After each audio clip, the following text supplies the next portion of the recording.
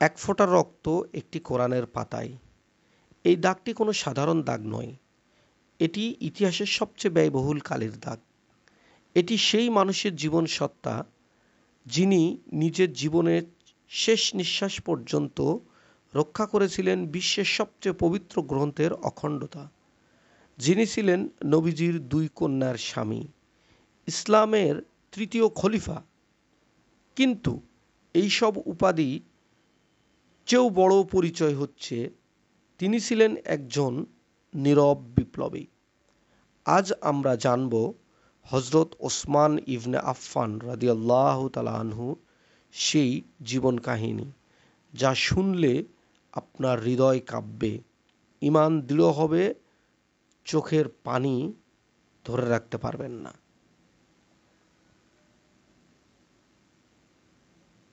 মক্কার সবচেয়ে সম্মানিত উমাইয়া বংশের 576 খ্রিস্টাব্দে জন্ম নেওয়া এই শিশুটি ধীরে ধীরে বড় হচ্ছিল। ধন সম্পদ আর মর্যাদার মধ্যে তিনি সবচেয়ে অধিক। যৌবনে তিনি হয়ে উঠলেন সফলতম একজন বড় ব্যবসায়ী, সুদর্শন, বুদ্ধিমান, ভদ্র, লজ্জাশীল। কিন্তু একটি জিনিস তার হৃদয়ের শূন্যতা রেখে গিয়েছিল। প্রচুর সম্পদ, কিন্তু আত্মার শান্তি নেই। জীবনে অর্থ খুঁজে পাচ্ছেন না। একদিন তার ঘনিষ্ঠ বন্ধু হযরত আবু বকর সিদ্দিক রাদিয়াল্লাহু তাআলা আনহু তাকে নিয়ে গেলেন একটি ঘরে। সেখানে বসে আছেন শেষ নবী মুহাম্মদুর রাসূলুল্লাহ সাল্লাল্লাহু আলাইহি ওয়াসাল্লাম। সেই সাক্ষাৎ পাল্টে দিল সবকিছু। ওসমান রাদিয়াল্লাহু তাআলা আনহু ইসলাম গ্রহণ করলেন, হয়ে গেলেন প্রাপ্ত বয়স্কদের মধ্যে চতুর্থ মুসলিম। কিন্তু চারপাশে তখন অন্ধকার। ইসলাম গ্রহণের কারণে তার উপর নেমে এলো ভয়াবহ নির্যাতন। তারই প্রিয় চাচা তাকে শক্ত দড়ি দিয়ে বেঁধে রাখলেন, বললেন, তুই আমার বংশের এই সম্মান মর্যাদা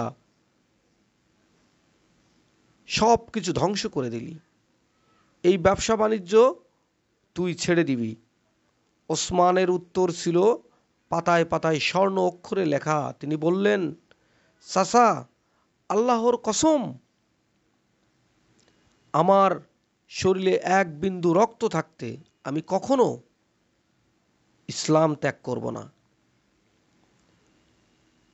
এরপর এলো সেই সুসংবাদ। রাসূল সাল্লাল্লাহু আলাইহি ওয়াসাল্লাম তার প্রিয় কন্যা রুকাইয়া রাদিয়াল্লাহু তাআলা আনহাকে বিয়ে দিলেন ওসমান রাদিয়াল্লাহু তাআলা আনহুর সঙ্গে। এই বিয়ে শুধু একটি পারিবারিক বন্ধন নয়, এটি ছিল রাসূল সাল্লাল্লাহু আলাইহি ওয়াসাল্লামের গভীর আস্থার প্রতীক। রুকাইয়া রাদিয়াল্লাহু তাআলা আনহুর ইতিকালের পর রাসূল সাল্লাল্লাহু আলাইহি ওয়াসাল্লামের অনেক কন্যা উম্মে কুলসুম রাদিয়াল্লাহু তাআলা আনহুকেও ওসমান রাদিয়াল্লাহু তাআলা আনহুর সঙ্গে বিয়ে দিয়েছিলেন। এই জন্যই তিনি উপাধি পেয়েছিলেন জুল নুরাইন, অর্থাৎ দুই নূরের অধিকারী। রাসূল সাল্লাল্লাহু আলাইহি সাল্লাম একদিন বললেন, আমার যদি 40টির অধিকও মেয়ে থাকতো আর আমি তাদের সবাইকে একত্রে ওসমানের সঙ্গে বিবাহ দিতাম, এই মর্যাদা আর কয়জনের কপালে জোটে? একমাত্র সৌভাগ্যবান ব্যক্তি হযরত ওসমান রাদিয়াল্লাহু তাআলা আনহু।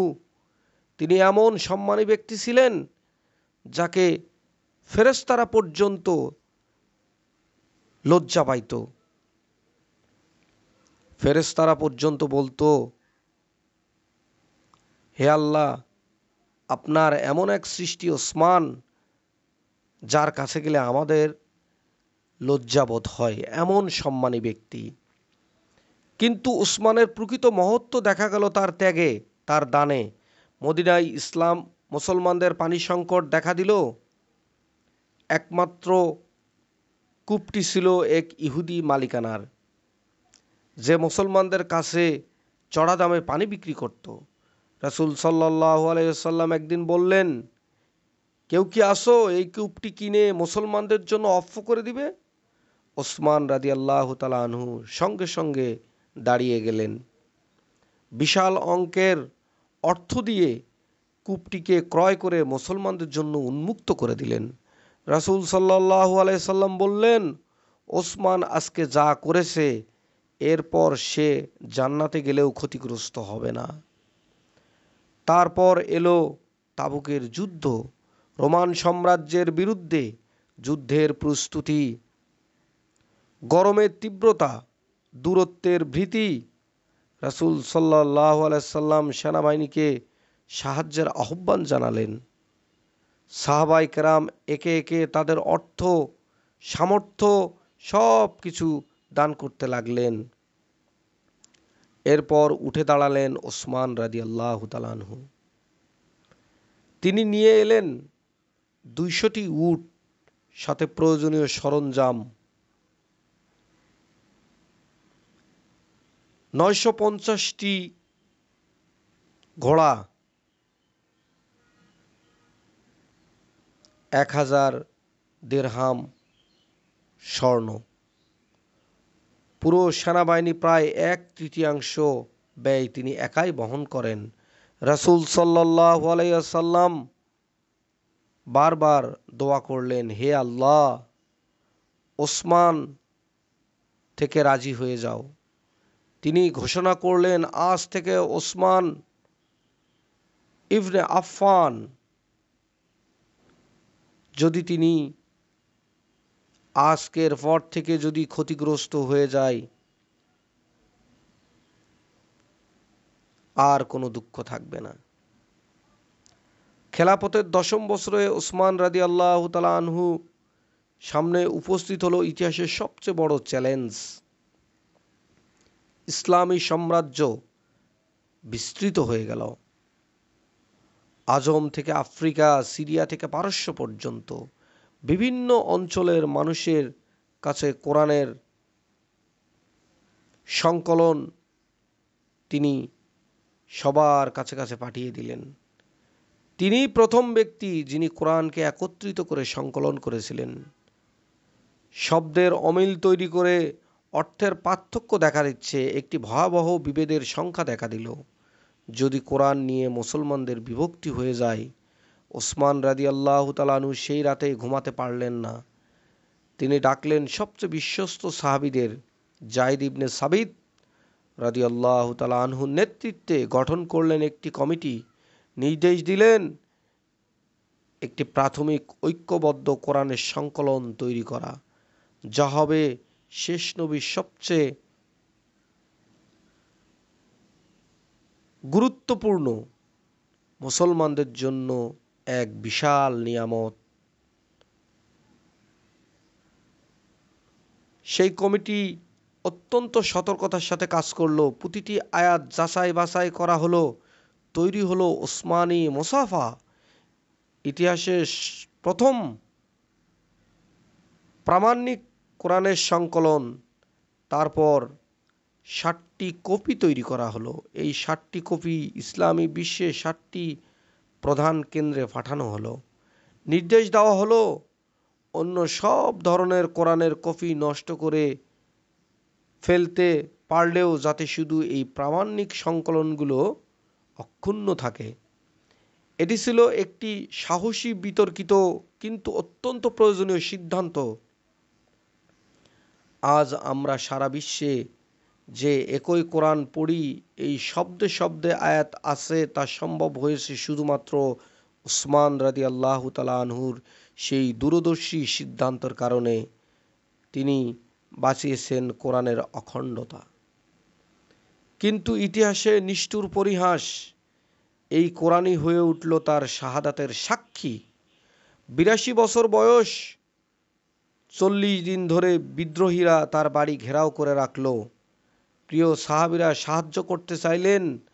আলী রাদিয়াল্লাহু আনহুর তার 2 কলিজার টুকরা, রাসূল সাল্লাল্লাহু আলাইহি সাল্লামের নয়নের মণি, যার হৃদয় জুড়ে ছিল মা ফাতেমা রাদিয়াল্লাহু তাআলা আনহুর নয়নের মণি, কলিজার টুকরা হাসান হোসাইন এসে বললেন,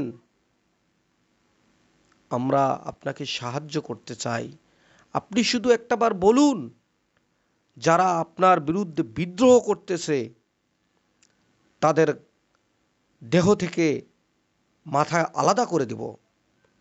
হযরত ওসমান রাদিয়াল্লাহু তাআলা আনহু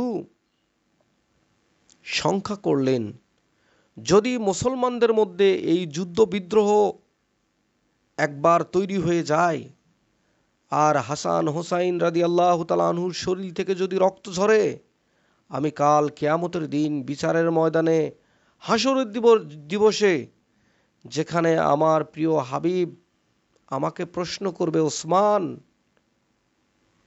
তোমার কারণে আমার দুই নয়নের মণি কলিজার টুকরার রক্ত কেন ঝরল, কাল কিয়ামতের দিন আমি কি জবাব দেব?